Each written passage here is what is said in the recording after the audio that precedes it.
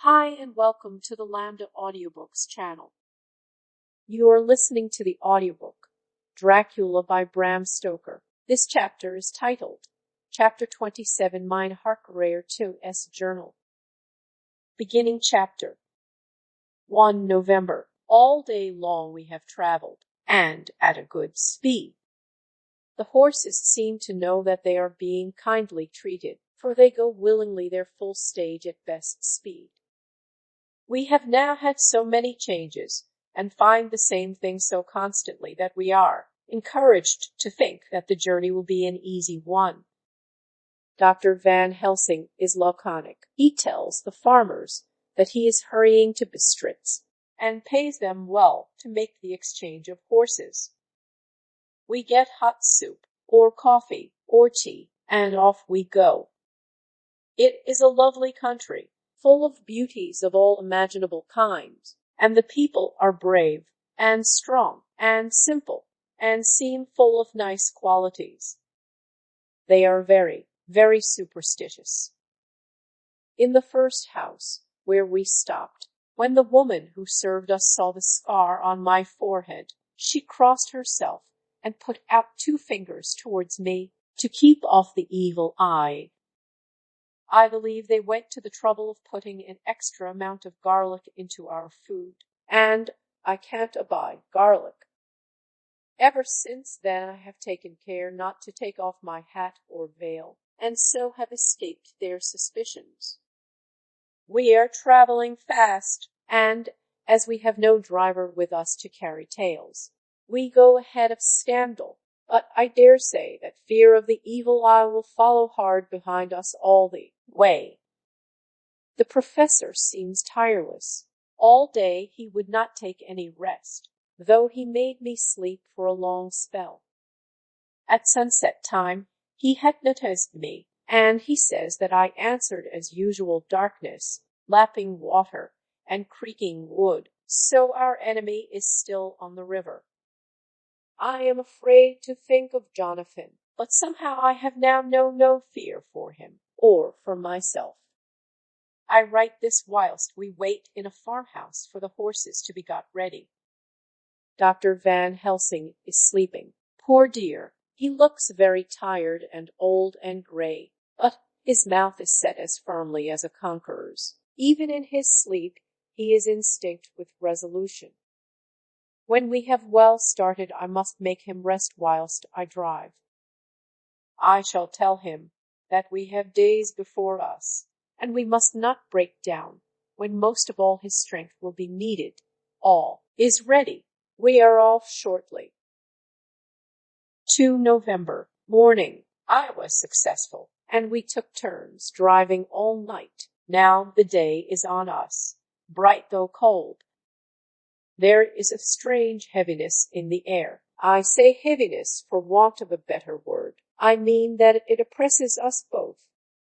It is very cold, and only our warm furs keep us comfortable. At dawn Van Helsing hypnotized me. He says I answered darkness, creaking wood and roaring water, so the river is changing as they ascend. I do hope that my darling will not run any chance of danger, more than need be, but we are in God's hands. 2 November. Night. All day long driving. The country gets wilder as we go, and the great spurs of the Carpathians, which at Viristy seemed so far from us and so low on the horizon, now seem to gather round us and tower in front. We both seem in good spirits. I think we make an effort each to cheer the other. In the doing so we cheer ourselves. Dr. Van Helsing says that by morning we shall reach the Borgo Pass. The houses are very few here now, and the professor says that the last horse we got will have to go on with us, as we may not be able to change. He got 2 in addition to the 2 we changed, so that now we have a rude 4 in hand. The dear horses are patient and good, and they give us no trouble. We are not worried with other travelers, and so even I can drive. We shall get to the pass in daylight. We do not want to arrive before. So we take it easy and have each a long rest in turn. Oh, what will tomorrow bring to us? We go to seek the place where my poor darling suffered so much. God grant that we may be guided aright, and that he will deign to watch over my husband and those dear to us both, and who are in such deadly peril. As for me, I am not worthy in his sight. Alas! I am unclean to his eyes, and shall be until he may deign to let me stand forth in his sight as one of those who have not incurred his wrath. Memorandum by Abraham Van Helsing. 4 November. This to my old and true friend John Seward, M.D., of Purfleet, London, in case I may not see him. It may explain. It is morning, and I write by a fire which all the night I have kept alive, Madam MINA aiding me. It is cold, cold, so cold that the grey heavy sky is full of snow, which when it falls will settle for all winter as the ground is hardening to receive it. It seems to have affected Madam MINA. She has been so heavy of head all day that she was not like herself. She sleeps, and sleeps, and sleeps. She who is usual so alert, have done literally nothing all the day. She even have lost her appetite. She make no entry into her little diary, she who writes so faithful at every pause. Something whisper to me that all is not well. However, to-night she is more vif. Her long sleep all day have refresh and restore her, for now she is all sweet and bright as ever. At sunset I try to hypnotize her, but alas! With no effect. The power has grown less and less with each day, and to-night it failed me altogether. Well, God's will be done, whatever it may be, and whithersoever it may lead. Now to the historical, for as Madam MINA write not in her stenography, I must, in my cumbrous old fashion, that so each day of us may not go unrecorded. We got to the Borgo Pass just after sunrise yesterday morning. When I saw the signs of the dawn, I got ready for the hypnotism. We stopped our carriage and got down so that there might be no disturbance. I made a couch with furs, and Madam MINA, lying down, yield herself as usual, but more slow and more short time than ever, to the hypnotic sleep. As before, came the answer, darkness and the swirling of water. Then she woke, bright and radiant, and we go on our way and soon reach the pass. At this time and place, she become all on fire with zeal. Some new guiding power be in her manifested, for she point to a road and say, "This is the way." How know you it? I ask. Of course I know it, she answer, and with a pause, and have not my Jonathan travelled it and wrote of his travel? At first I think somewhat strange, but soon I see that there be only one such by road. It is used but little, and very different from the coach road from the Bukovina to Bistritz, which is more wide and hard, and more of use. So we came down this road. When we meet other ways, not always were we sure that they were roads at all, for they be neglect, and light snow have fallen. The horses know, and they only. I give rein to them, and they go on so patient. By and by we find all the things which Jonathan have note in that wonderful diary of him. Then we go on for long hours and hours. At the first, I tell Madam MINA to sleep. She try, and she succeed.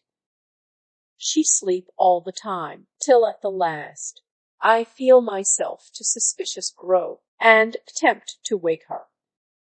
But she sleep on, and I may not wake her though I try.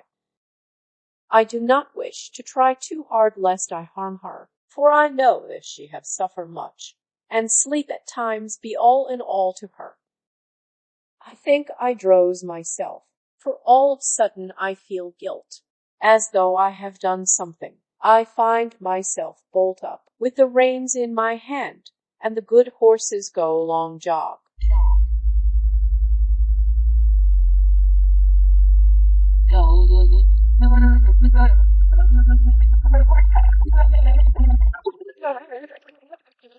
Just as ever.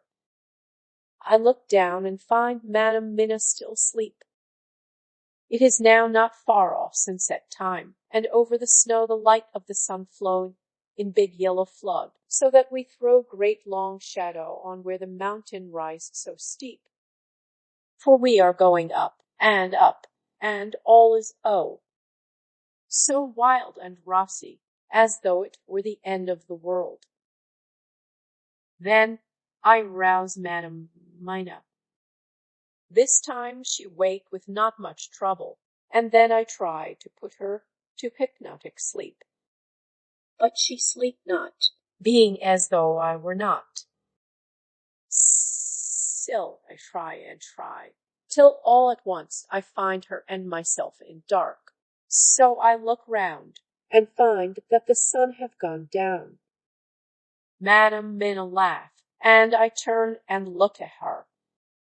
She is now quite awake, and looks so well as I never saw her since that night at Carfax when we first entered the Count's house. I am amazed, and not at ease then, but she is so bright and tender and thoughtful for me that I forget all fear. I light a fire, for we have brought supply of wood with us, and she prepare food while I undo the horses and set them, tethered in shelter, to feed. Then, when I return to the fire, she have my supper ready. I go to help her, but she smile, and tell me that she have eat already, that she was so hungry, that she would not wait. I like it not, and I have grave doubts, but I fear to affright her, and so I am silented. She helped me, and I eat alone, and then we wrap in fur, and lie beside the fire, and I tell her to sleep while I watch. But presently I forget all of watching, and when I sudden remember that I watch, I find her lying quiet, but awake, and looking at me with so bright eyes. Once, twice more the same occur, and I get much sleep till before morning. When I wake, I try to hypnotize her, but alas! Though she shut her eyes obedient, she may not sleep. The sun rise up, and up, and up, and then sleep come to her too late, but so heavy that she will not wake. I have to lift her up, and place her sleeping in the carriage when I have harnessed the horses and made all ready. Madam still sleep, and she look in her sleep more healthy, and more redder than before. And I like it not. And I am afraid. I am afraid of all things, even to think that I must go on my way. The stake we play for is life and death, or more than these, and we must not flinch. 5 November, morning. Let me be accurate in everything, for though you and I have seen some strange things together, you may at the first think that I, Van Helsing, am mad, that the many horrors and the so long strain on nerves has at the last turned my brain. All yesterday we travel, ever getting closer to the mountains, and moving into a more and more wild and desert land. There are great, frowning precipices, and much falling water, and nature seemed to have held sometime her carnival.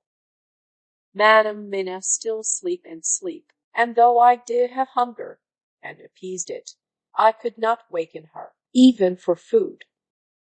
I began to fear that the fatal spell of the place was upon her, tainted as she is with that vampire baptism. Well, said I to myself, if it be that she sleep all the day, it shall also be that I do not sleep at night. As we travel on the rough road, for a road of an ancient and imperfect kind there was, I held down my head and slept. Again I waked with a sense of guilt and of time past, and found Madam Mina still sleeping, and the sun low down. But all was indeed changed. The frowning mountains seemed further away, and we were near the top of a steep rising hill, on summit of which was such a castle as Jonathan tells of in his diary. At once I exulted and feared, for now, for good or ill, the end was near. I woke Madam Mina and again tried to hypnotize her, but alas, unavailing till too late. Then ere the great dark came upon us, for even after down sun the heavens reflected the gone sun on the snow, and all was for a time in a great twilight. I took out the horses and fed them in what shelter I could. Then I make a fire, and near it I make Madam Mina, now awake and more charming than ever, sit comfortable amid her rugs.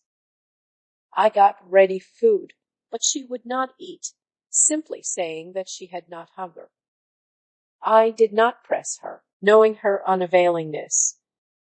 But I myself eat, for I must needs now be strong for all. Then, with the fear on me of what might be, I drew rings so big for her comfort, round where Madam Mina sat, and over the ring I passed some of the wafer, and I broke it fine so that all was well guarded. She sat still all the time, so still as one dead, and she grew whiter and ever whiter till the snow was not more pale, and no word she said. But when I drew near, she clung to me, and I could know that the poor soul shook her from head to feet with a tremor that was pain to feel. I said to her presently, when she had grown more quiet, "Will you not come over to the fire?" For I wished to make a test of what she could. She rose obedient, but when she had made a step she stopped, and stood as one stricken. Why not go on? I asked. She shook her head, and, coming back, sat down in her place. Then, looking at me with open eyes, as of one waked from sleep, she said simply, "I cannot," and remained silent. I rejoiced, for I knew that what she could not, none of those that we dreaded could. Though there might be danger to her body, yet her soul was safe. Presently the horses began to scream, and tore at their tethers, till I came to them and quieted them. When they did feel my hands on them, they whinnied low as in joy, and licked at my hands, and were quiet for a time. Many times through the night did I come to them, till it arrived to the cold hour, when all nature is at lowest, and every time my coming was with quiet of them. In the cold hour the fire began to die, and I was about stepping forth to replenish it, for now the snow came in flying sweeps, and with it a chill mist. Even in the dark there was a light of some kind, as there ever is over snow, and it seemed as though the snow flurries and the wreaths of mist took shape as of women with trailing garments. All was in dead, grim silence, only that the horses whinnied and cowered, as if in terror of the worst. I began to fear horrible fears, but then came to me the sense of safety in that ring wherein I stood. I began, too, to think to think that my imaginings were of the night, and the gloom, and the unrest that I have gone through, and all the terrible anxiety. It was as though my memories of old Jonathan's horrid experience were befooling me, for the snowflakes and the mist began to wheel and circle round, till I could get, as though a shadowy glimpse of those women that would have kissed him. And then the horses cowered lower and lower, and moaned in terror as men do in pain. Even the madness of fright was not to them, so that they could break away. I feared for my dear Madam when these weird figures drew near and circled round. I looked at her, but she sat calm, and smiled at me. When I would have stepped to the fire to replenish it, she caught me and held me back, and whispered, like a voice that one hears in a dream, so low it was, "No, no, do not go without. Here you are safe." I turned to her, and looking in her eyes, said, "But you, it is for you that I fear." Whereat she laughed, a laugh low and unreal, and said, "Fear for me? Why fear for me? None safer in all the world from them than I am." And as I wondered at the meaning of her words, a puff of wind made the flame leap up, and I see the red scar on her forehead. Then, alas! I knew, did I not, I would soon have learned, for the wheeling figures of mist and snow came closer, but keeping ever without the holy circle. Then they began to materialize till, if God have not taken away my reason, for I saw it through my eyes, there were before me in actual flesh the same three women that Jonathan saw in the room, when they would have kissed his throat. I knew the swaying, round forms, the bright, hard eyes, the white teeth, the ruddy color, the voluptuous lips. They smiled ever at poor dear Madam Mina, and as their laugh came through the silence of the night, they twined their arms and pointed to her, and said in those so sweet tinkling tones that Jonathan said were of the intolerable sweetness of the water glasses, "Come, sister, come to us. Come, come." In fear I turned to my poor Madam Mina, and my heart with gladness leaped like flame. For oh, the terror in her sweet eyes, the repulsion, the horror, told a story to my heart that was all of hope. God be thanked she was not, yet, of them. I seized some of the firewood which was by me, and holding out some of the wafer, advanced on them towards the fire. They drew back before me, and laughed their low horrid laugh. I fed the fire, and feared them not, for I knew that we were safe within our protections. They could not approach me whilst so armed, nor Madam Mina whilst she remained within the ring, which she could not leave no more than they could enter. The horses had ceased to moan, and lay still on the ground. The snow fell on them softly, and they grew whiter. I knew that there was for the poor beasts no more of terror. And so we remained till the red of the dawn to fall through the snow gloom.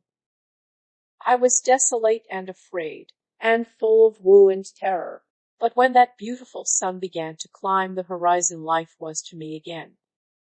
At the first coming of the dawn, the horrid figures melted in the whirling mist and snow. The wreaths of transparent gloom moved away towards the castle, and were lost.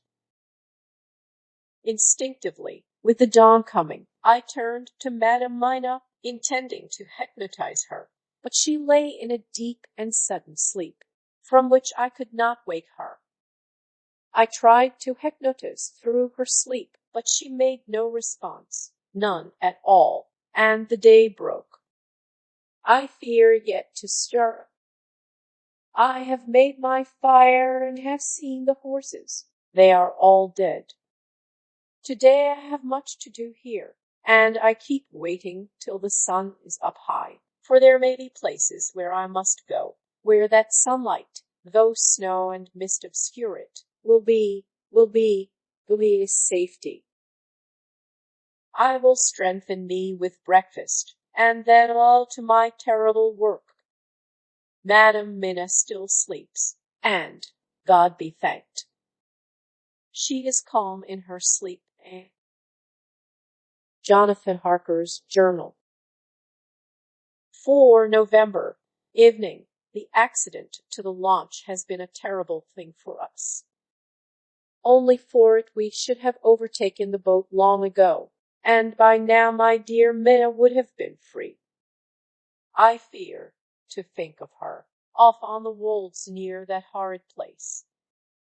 We have got horses, and we follow on the track. I note this whilst Godalming is getting ready. We have our arms. The skinny must look out if they mean fight. Oh, if only Morris and Seward were with us. We must only hope. If I write no more goodbye, MINA. God bless and keep you. Dr. Seward's Diary. 5 November. With the dawn we saw the body of Skinny before us dashing away from the river with their lighter wagon. They surrounded it in a cluster, and hurried along as though beset. The snow is falling lightly, and there is a strange excitement in the air. It may be our own feelings, but the depression is strange. Far off I hear the howling of wolves. The snow brings them down from the mountains, and there are dangers to all us, and from all sides. The horses are nearly ready, and we are soon off. We ride to death of someone.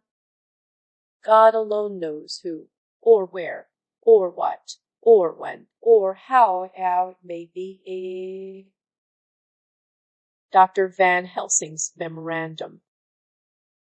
5 November, afternoon. I am at least sane. Thank God for that mercy at all events, though the proving it has been dreadful. When I left Madam Mina sleeping within the holy circle, I took my way to the castle. The blacksmith hammer which I took in the carriage from Veresti was useful, though the doors were all open. I broke them off the rusty hinges, lest some ill intent or ill chance should close them, so that being entered I might not get out. Jonathan's bitter experience served me here. By memory of his diary I found my way to the old chapel, for I knew that here my work lay. The air was oppressive. It seemed as if there was some sulphurous fume, which at times made me dizzy.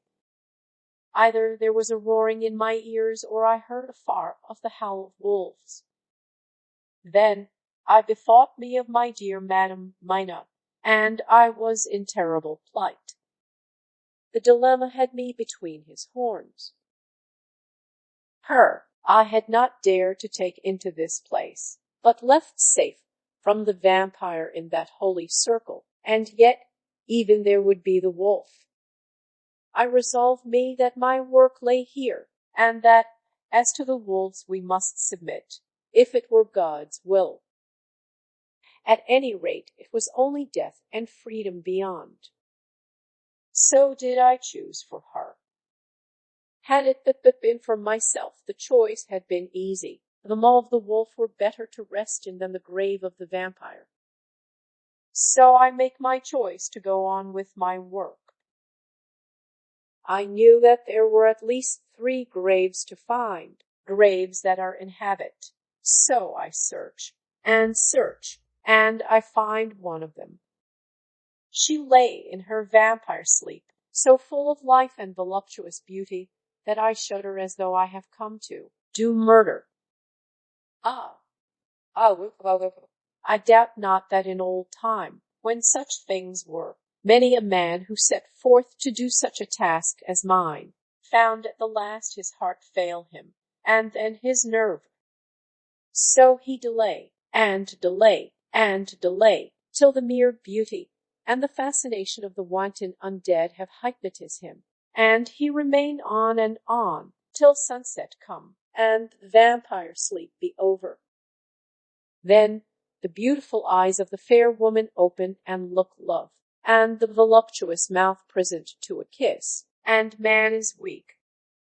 And there remain one more victim in the vampire fold, one more to swell the grim and grisly ranks of the undead. There is some fascination, surely, when I am moved by the mere presence of such an one, even lying as she lay in a tomb fretted with age and heavy with the dust of centuries, though there be that horrid odor such as the lairs of the Count have had. Yes, I was moved. I, Van Helsing, with all my purpose, and with my motive for hate. I was moved to a yearning for delay which seemed to paralyze my faculties and to clog my very soul. It may have been that the need of natural sleep and the strange oppression of the air were beginning to overcome me. Certain it was that I was lapsing into sleep, the open-eyed sleep of one who yields to a sweet fascination, when there came through the snow-stilled air a long, low wail, so full of woe and pity that it woke me like the sound of a clarion. For it was the voice of my dear Madam MINA that I heard. Then I braced myself again to my horrid task, and found by wrenching away two tops one other of the sisters, the other dark one. I dared not pose to look on her as I had on her sister, lest once more I should begin to be enthralled, but I go on searching until, presently, I find in a high great tomb, as if made to one much beloved, that other fair sister which, like Jonathan, I had seen to gather herself out of the atoms of the mist. She was so fair to look on, so radiantly beautiful, so exquisitely voluptuous, that the very instinct of man in me, which calls some of my sex to love and to protect one of hers, made my head whirl with new emotion. But God be thanked, that sole wail of my dear Madam MINA had not died out of my ears, and, before the spell could be wrote further upon me, I had nerved myself to my wild work. By this time I had searched all the tombs in the chapel, so far as I could tell, and as there had been only 3 of these undead phantoms around us in the night, I took it that there were no more of active undead existent. There was one great tomb more lordly than all the rest. Huge it was, and nobly proportioned. On it was but one word: Dracula. This, then, was the undead home of the king vampire, to whom so many more were due. Its emptiness spoke eloquent to make certain what I knew. Before I began to restore these women to their dead selves through my awful work, I laid in Dracula's tomb some of the wafer, and so banished him from it, undead, forever. Then began my terrible task.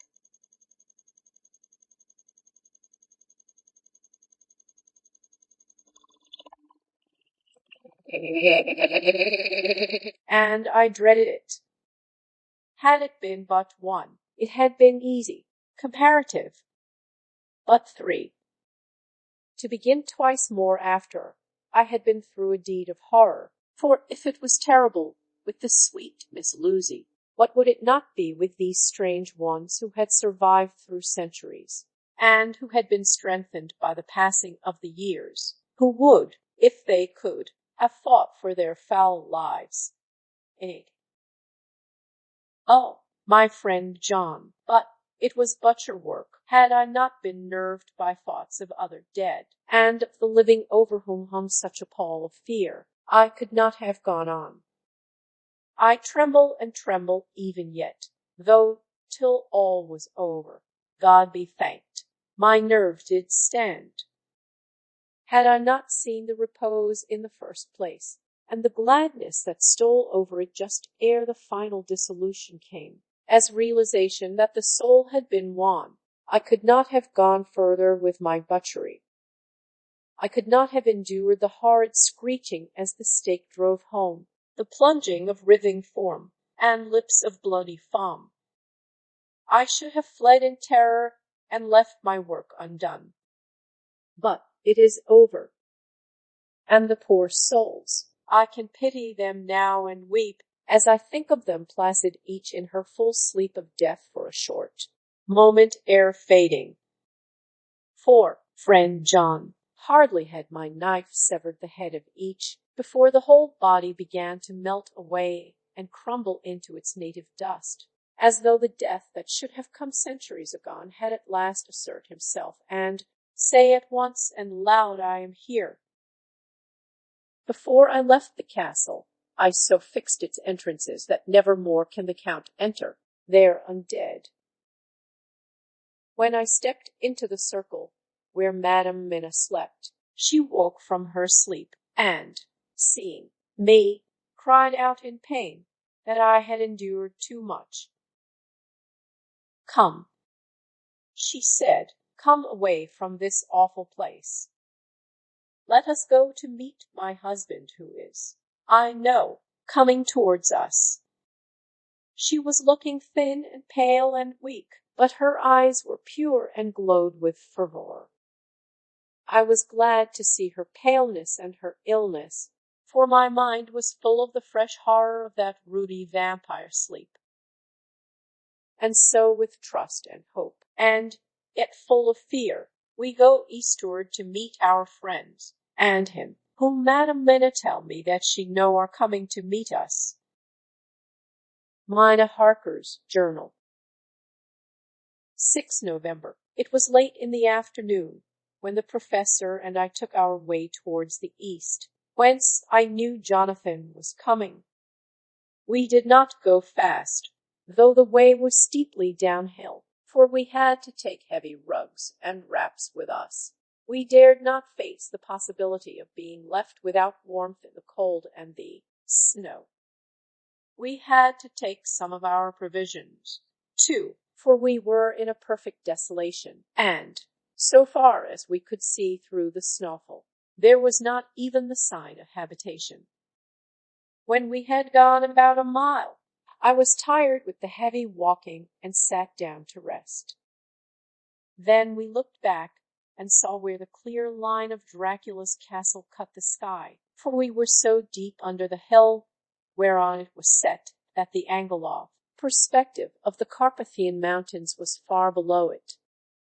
We saw it in all its grandeur, perched 1,000 feet on the summit of a sheer precipice, and with seemingly a great gap between it and the steep of the adjacent mountain on any side. There was something wild and uncanny about the place. We could hear the distant howling of wolves. They were far off, but the sound, even though coming muffled through the deadening snowfall, was full of terror. I knew from the way Dr. Van Helsing was searching about that he was trying to seek some strategic point where we would be less exposed in case of attack. The rough roadway still led downwards. We could trace it through the drifted snow. In a little while the professor signaled to me, so I got up and joined him. He had found a wonderful spot, a sort of natural hollow in a rock, with an entrance like a doorway between two boulders.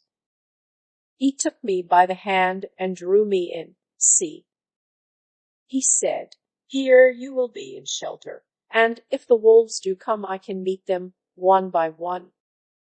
He brought in our furs.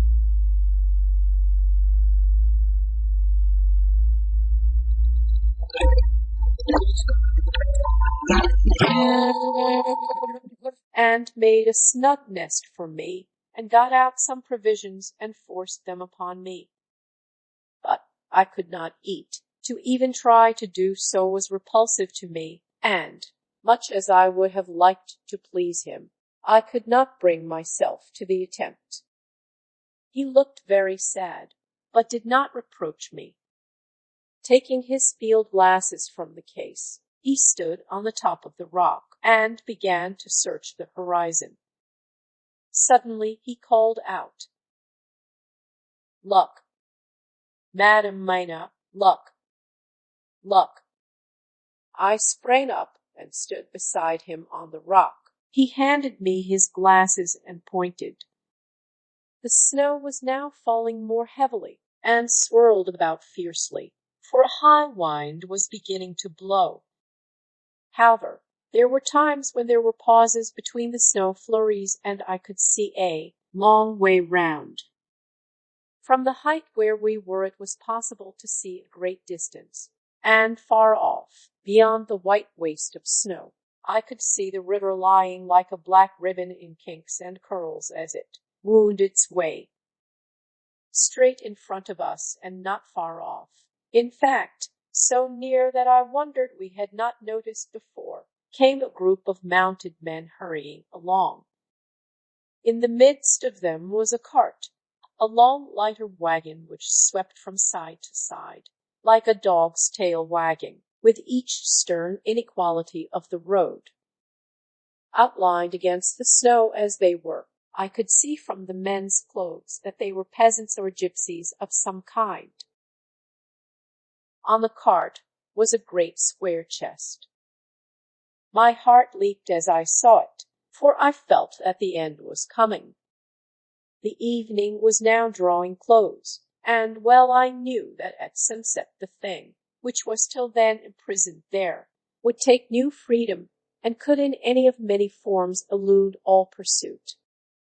In fear I turned to the professor. To my consternation, however, he was not there.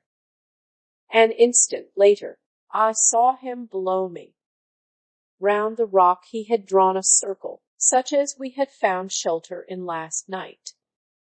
When he had completed it, he stood beside me again, saying, "At least you shall be safe here from him."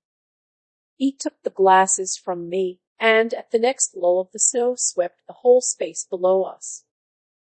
"See," he said, "they come quickly. They are flogging the horses, and galloping as hard as they can." He paused and went on in a hollow voice, "They are racing for the sunset. We may be too late. God's will be done." Down came another blinding rush of driving snow, and the whole landscape was blotted out. It soon passed, however, and once more his glasses were fixed on the plain. Then came a sudden cry, "Look! Look! Look! See, 2 horsemen follow fast, coming up from the south. It must be Quincy and John. Take the glass. Look before the snow blots it all out." I took it and looked. The 2 men might be Dr. Seward and Mr. Morris. I knew at all events that neither of them was Jonathan. At the same time I knew that Jonathan was not far off. Looking around, I saw on the north side of the coming party 2 other men, riding at breakneck speed. One of them I knew was Jonathan, and the other I took, of course, to be Lord Godalming. They, too, were pursuing the party with the cart. When I told the professor, he shouted in glee like a schoolboy, and, after looking intently till a snowfall made sight impossible, he laid his Winchester rifle ready for use against the boulder at the opening of our shelter. "They are all converging," he said. "When the time comes we shall have gypsies on all sides." I got out my revolver ready to hand, for whilst we were speaking the howling of wolves came louder and closer. When the snowstorm abated a moment, we looked again. It was strange to see the snow falling in such heavy flakes close to us, and beyond, the sun shining more and more brightly as it sank down towards the far mountain tops. Sweeping the glass all round us, I could see here and there dots moving singly and in twos and threes and larger numbers. The wolves were gathering for their prey. Every instant seemed an age whilst we waited. The wind came now in fierce bursts, and the snow was driven with fury as it swept upon us in circling eddies. At times we could not see an arm's length before us, but at others, as the hollow-sounding wind swept by us, it seemed to clear the air space around us so that we could see afar off. We had of late been so accustomed to watch for sunrise and sunset that we knew with fair accuracy when it would be, and we knew that before long the sun would set. It was hard to believe that by our watches it was less than an hour that we waited in that rocky shelter before the various bodies began to converge close upon us. The wind came now with fiercer and more bitter sweeps, and more steadily from the north. It seemingly had driven the snow clouds from us, for, with only occasional bursts, the snow fell. We could distinguish clearly the individuals of each party, the pursued and the pursuers. Strangely enough, those pursued did not seem to realize, or at least to care, that they were pursued. They seemed, however, to hasten with redoubled speed as the sun dropped lower and lower on the mountain tops. Closer and closer they drew. The professor and I crouched down behind our rock and held our weapons ready. I could see that he was determined that they should not pass. One and all were quite unaware of our presence. All at once 2 voices shouted out to halt. One was my Jonathan's, raised in a high key of passion, the other Mr. Morris' strong resolute tone of quiet command. The gypsies may not have known the language, but there was no mistaking the tone, in whatever tongue the words were spoken. Instinctively they reined in, and at the instant Lord Godalming and Jonathan dashed up at one side and Dr. Seward and Mr. Morris on the other. The leader of the gypsies, a splendid-looking fellow who sat his horse like a centaur, waved them back, and in a fierce voice gave to his companions some word to proceed. They lashed the horses, which sprang forward, but the 4 men raised their Winchester rifles, and in an unmistakable way commanded them to stop. At the same moment Dr. Van Helsing and I rose behind the rock and pointed our weapons at them.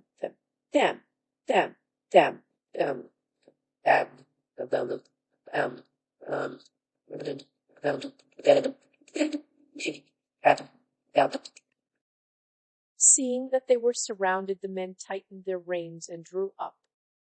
The leader turned to them and gave a word at which every man of the gypsy party drew what weapon he carried, knife or pistol, and held himself in readiness to attack. Issue was joined in an instant.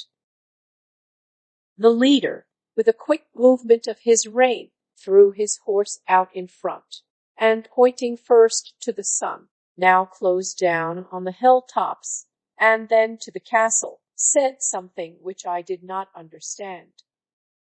For answer, all 4 men of our party threw themselves from their horses and dashed towards the cart. I should have felt terrible fear at seeing Jonathan in such danger, but that the ardor of battle must have been upon, as well as the rest of them. I felt no fear, but only a wild, surging desire to do something. Seeing the quick movement of our parties, the leader of the gypsies gave a command. His men instantly formed round the cart in a sort of undisciplined endeavor, each one shouldering and pushing the other in his eagerness to carry out the order. In the midst of this I could see that Jonathan on one side of the ring of men and Quincy on the other were forcing a way to the cart, It was evident that they were bent on finishing their task before the sun should set. Nothing seemed to stop or even to hinder them. Neither the leveled weapons, nor the flashing knives of the gypsies in front, nor the howling of the wolves behind, appeared to even attract their attention. Jonathan's impetuosity and the manifest singleness of his purpose seemed to overawe those in front of him. Instinctively they cowered aside and let him pass. In an instant he had jumped upon the cart, and, with a strength which seemed incredible, raised the great box and flung it over the wheel to the ground. In the meantime, Mr. Skinny. All the time I had been breathlessly watching Jonathan. I had, with the tail of my eye, seen him pressing desperately forward, and had seen the knives of the gypsies flash as he won a way through them, and they cut at him. He had parried with his great boy knife, and at first I thought that he too had come through to safety, but as he sprang beside Jonathan, who had by now jumped from the cart, I could see that with his left hand he was clutching at his side, and that the blood was spurting through his fingers. He did not delay notwithstanding this, for as Jonathan, with desperate energy, attacked one end of the chest, attempting to prise off the lid with his great kukri knife, he attacked the other frantically with his boy. Under the efforts of both men, the lid began to yield. The nails drew with a quick screeching sound, and the top of the box was thrown back. By this time the gypsies, seeing themselves covered by the Winchesters, and at the mercy of Lord Godalming and Dr. Seward, had given in and made no resistance. The sun was almost down on the mountain tops, and the shadows of the whole group fell long upon the snow. I saw the Count lying within the box upon the earth, some of which the rood falling from the cart had scattered over him. He was deathly pale, just like a waxen image, and the red eyes glared with the horrible vindictive look which I knew too well. As I looked, the eyes saw the sinking sun, and the look of hate in them turned to triumph. But on the instant came the sweep and flash of Jonathan's great knife. I shrieked as I saw it shear through the throat, whilst at the same moment Mr. Morris's boy knife plunged into the heart. It was like a miracle, but before our very eyes, and almost in the drawing of a breath, the whole body crumbled into dust and passed from our sight. I shall be glad as long as I live that, even in that moment of final dissolution, there was in the face a look of peace, such as I never could have imagined might have rested there. The castle of Dracula now stood out against the red sky, and every stone of its broken battlements was articulated against the light of the setting sun. The gypsies, taking us as in some way the cause of the extraordinary disappearance of the dead man, turned without a word, and rode away as if for their lives. Those who were unmounted jumped upon the lighter wagon, and shouted to the horsemen not to desert them. The wolves, which had withdrawn to a safe distance, followed in their wake, leaving us alone. Mr. Morris, who had sunk to the ground, leaned on his elbow, holding his hand pressed to his side. The blood still gushed through his fingers. I flew to him, for the holy circle did not now keep me back. So did the two doctors. Jonathan knelt behind him, and the wounded man laid back his head on his shoulder. With a sigh he took, with a feeble effort, my hand in that of his own which was unstained. He must have seen the anguish of my heart in my face, for he smiled at me and said, "I am only too happy to have been of any service." "Oh, God!" he cried suddenly, struggling up to a sitting posture and pointing to me. It was worth for this to die. Luck. Luck. The sun was now right down upon the mountain top, and the red gleams fell upon my face, so that it was bathed in rosy light. With one impulse the men sank on their knees, and a deep and earnest hymn broke from all as their eyes followed the pointing of his finger. The dying man spoke. Now God be thanked that all has not been in vain. See, the snow is not more stainless than her forehead. The curse has passed away, and, to our bitter grief, with a smile and in silence, he died, a gallant gentleman. End of chapter. Thank you for listening. If you enjoyed this video, please hit the like button. If you are interested in hearing more audiobooks, subscribe and turn on the notifications to get fresh daily audiobook chapters from Lambda Audiobooks. Until next time.